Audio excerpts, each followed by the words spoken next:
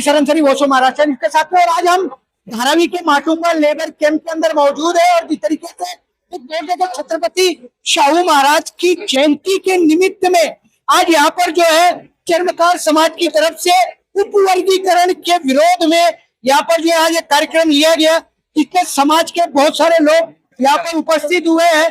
भाऊराव माने साहेब, मी तुम्हाला विचारू इच्छितो की एकही समाज, एक समाजच्या विरोधात 48 समाज आहे, 30 तारखेचा मोर्चा तुमचा जात असताना किती मोठी संख्येने तुम्ही त्या मोर्चेमध्ये जाणार आहात? चर्मकार समाज या राज्यात में कमीत कमी 1.5 ते 2 लाख लोक, राज्याच्या कानाकोपऱ्यातून 1.5 ते 2 लाख लोक, मुंबई शहर, पनवेल, नवी मुंबई, ठाणा आणि उर्वरित राज्यातून 2 लाख लोक या मोर्चामध्ये सामील होतील आणि त्या दृष्टीने आम्ही सगळं प्लॅनिंग केलेलं आहे। आणि येणाऱ्या 30 तारखेला मुंबई शहर पूर्णपणे जाम झाल्याशिवाय राहणार नाही, अशा तऱ्हेची परिस्थिती आम्ही करणार आहे। भाऊराव माने साहेब, या प्रकारे तुम्ही म्हणताय की आमची 48 समाजाचा 2 ते 2.5 लाख लोक जाणार आहे, पण मी बघतोय महाराष्ट्रामध्ये मातंग समाजाची जे चळवळ आहे, त्यांचे जे मोर्चे आहे, त्यांची संख्या पण मोठी आहे, ते पण येणार आहेत। अशा समोर समोर येताना समाजामध्ये काय बोलणार? मातंग समाजाचे लोक सुद्धा या मोर्चामध्ये 30 तारखेच्या मोर्चात सामील झालेले आहेत आणि ते सुद्धा मोठ्या प्रमाणात येणार आहे। त्यांचा काही लोकांचा गैरसमज दूर करण्यात आम्ही यशस्वी ठरलेलो आहोत आणि ते मातंग समाजाचे लोक सुद्धा या मोर्चामध्ये मोठ्या प्रमाणात सामील होणार आहेत। माने साहेब, ज्या प्रकारे तुम्ही म्हणताय 59 जाती आहे आणि मातंग समाज जे विरोधक आहे, तुम्ही म्हणता मातंग समाज सुद्धा ते तुमच्या मोर्चेमध्ये सामील होणार आहेत। काय वाटते, ज्यांच्या विरोधात तुम्ही मोर्चे काढते ते तुमचे आंदोलनामध्ये सामील कसे काय होणार? उपवर्गीकरणाच्या संदर्भात काही लोकांचा गैरसमज झालेला आहे आणि तो गैरसमज दूर करण्यामध्ये आम्ही यशस्वी झालेलो आहोत आणि म्हणून ते लोक त्यांच्या समाजाने काढलेला मोर्चा त्यांच्यातल्याच काही लोकांना मान्य नाही, जे एज्युकेटेड लोक आहेत त्यांना तो मान्य नाही आणि म्हणून सामाजिक ऐक्य भंग पाहू नये म्हणून ते लोक सुद्धा या मोर्चामध्ये सामील होणार आहेत। ज्या प्रकारे भाऊराव माने साहेब म्हणतात 30 तारखेची मोठी तयारी सर्व समाजाची आहे, मंत्रालय गाठण्याची, थेट मोर्चा जे आहे मुख्यमंत्र्यांच्या दारी जाणार आहेत। मी साहेब तुम्हाला म्हणतो, भाऊराव माने साहेबांनी जे चॅलेंज केलं की मातंग समाज सुद्धा आमच्या मोर्चेमध्ये सामील होणार आहे, मग शासन काय करणार? जे त्यांनी GR काढलेला आहे उपवर्गीकरणाचा, सगळे चक्क झाले तर या ठिकाणी उद्याच्या 30 तारखेला उपवर्गीकरण संदर्भामध्ये जो हा उपक्रम होण्याचा घात सरकारने आम्हाला सर्वांना अंधारात ठेवून केलेला आहे, ते उपक्रम होणारच नाही। यासाठी आम्ही राज्यातून 58 जाती एकत्र येऊन हा उपसमूह आंदोलन आम्ही थांबवणार आहोत, म्हणजे उपवर्ग आम्ही होऊ देणार नाही।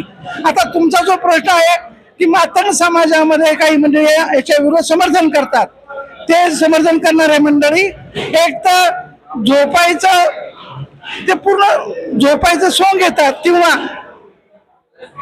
या लोकांना जागा करण्यासाठी डॉक्टर बाबासाहेबांची घटना जी 59 जातींना एक एकटा करण्यासाठी त्यांनी ठेवलेली होती, त्याचा त्यांनी अभ्यास करावा आणि बाबासाहेबांच्या वाटेने चालावं।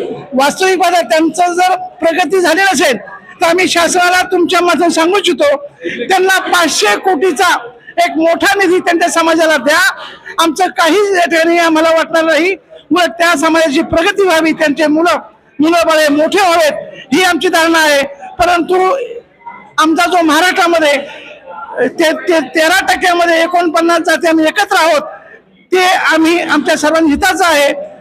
या मातंग समाजाला 500 नाही 1000 कोटीचा निधी द्यावा, याचं आम्ही समर्थन करू। या प्रकारे येणारी 30 तारखेला मोठ्या संख्येने मोर्चा जाणार आहे, पण पुरुषांनी सगळे बोललेले आणि पुरुष आजपर्यंत बोलते सर्व समाजाचे, महिलांनी अजूनपर्यंत काही बोललेले नाहीयेत।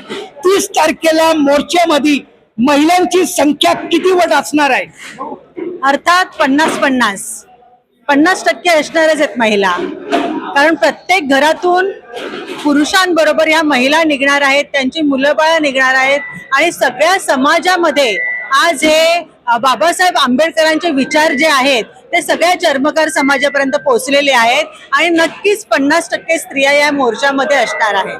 काय मी तुम्हाला विचारू इच्छितो की जे उपवर्गीकरणचा कार्यक्रम शासनाने केलेला आहे, या कार्यक्रम अंतर्गत महिलांना किंवा तुमच्या समाजाला काय अडचणी निर्माण होत आहे की तुम्ही त्याचा विरोध करायला चालले? उपवर्गीकरणाचा विरोध जो आम्ही करतोय तो एक संविधानिक हक्क जो आहे आमचा त्याच्याबद्दल करत आहोत.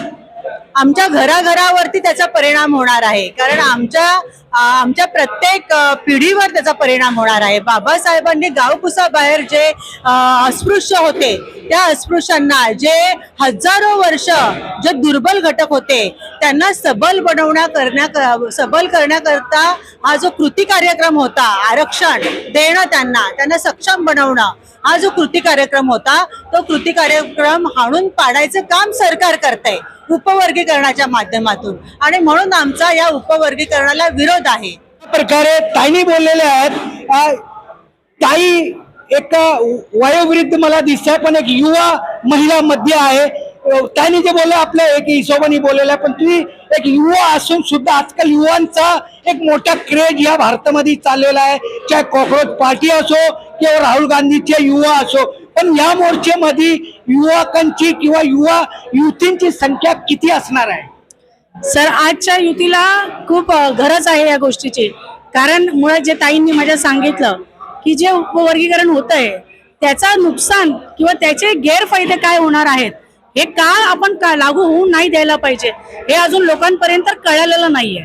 आणि जशा ताईंचे जे जुने लोक होते त्यांना ह्याच्याबद्दलची कारणं माहिती आहेत, कारण ते त्या लढ्यामधून आलेले आहेत की संघर्ष काय असतो. पण जी नवीन पिढी आलेली आहे किंवा जी युवा पिढी आहे त्यांना संघर्ष काय आहे हे माहितीच नाहीये. त्याच्यामुळे त्यांना काय वाटतं, हे जी गोष्ट जी चालली आहे ना, ही चला ही मला नोकरी भेटते, माझं शिक्षण होत आहे, मला माझे आई वडील सगळं काही देत आहेत, पण उद्या जर हे लागू झालं तर जे तुमचे आई वडील तुमच्यासाठी करतायत ते त्या पद्धतीने करू शकतील का? कारण जो कट आपण म्हणतो संविधान, तर माझ्या वडिलांनी, बाबासाहेबांनी आपल्याला जो अधिकार दिलेला आहे, जे आपले मूलभूत अधिकार आहेत, तेच हे लोक आपल्याकडून काढून घ्यायला बघतायत या उपवर्गीच्या कारणामध्ये. मग आपल्याला ते सांगणं गरजेचं आहे युवा पिढीला की तुमची ह्याच्यात येण्याची गरज काय आहे. कारण जर तुम्ही आज इथे आला नाही तर आमचं तर भविष्य झालं, आम्ही जे आम्हाला पाहिजे ते आम्ही हासिल केलं, पण तुमची येणारी पिढी शिक्षणाच्या नंतर आज तुमच्याकडे कामं नाहीयेत, तुमच्याकडे बेरोजगारी पडलेली आहे. शिक्षणासाठी तुम्ही जो पैसा खर्च करताय, आज आपल्याला शिक्षण मोफत आहे 15वी पर्यंत असं संविधानात लिहिलेलं आहे, तरी पण आपण शिक्षणासाठी पैसे भरतोय, पण आपण एकही जण प्रश्न विचारत नाही की हे पैसे का घेताय. शाळेमध्ये सांगितलं जातं की आमच्याकडून मुला मुलींना मोफत शिक्षण आहे, पण तरी पण 7 ते 8 हजार तुमच्याकडून फीस घेतली जाते की बाबा हे कम्प्युटर वगैरे आम्ही शिकवतोय. तर हे जे एक्स्ट्रा पैसे तुम्ही भरताय का भरायचे? कारण हे आपलेच पैसे जे तुम्हाला पगाराला मिळत आहेत आणि हेच आम्ही तुम्हाला द्यायचं, तर हे चुकीचं आहे. तर युवा पिढीला मी आव्हान करेल की त्यांनी नक्कीच याच्यात सहभागी व्हावं, कारण हे फक्त आपले अधिकार नाही तर हे आपला हक्क आहे, आणि आपला हक्क आपण आई वडिलांकडे कसा मागतो तसा इथे पण हट्ट करून आपल्याला मागायचा आहे. नाहीतर आज जर आपण याच्यासाठी उभं नाही राहिलो तर उद्या रडण्याच्या पलीकडे, पस्तावण्याच्या पलीकडे तुमच्याकडे काही नाही. जर माझ्या बोलण्यामध्ये तुम्हाला काही चूक वगैरे जाणवली असेल तर माफी असावी, पण हे तरी पण एक आव्हान आहे की सगळ्यांनी ह्याच्यात यावं. मग तरुण असू, लहान मुलं असू, कारण लहान मुलं आपली युवा पिढी आहे, तर लहान मुलांना पण हे कळणं तेवढंच गरजेचं आहे. एवढंच मी सांगते. जय भीम, नमो बुद्धाय.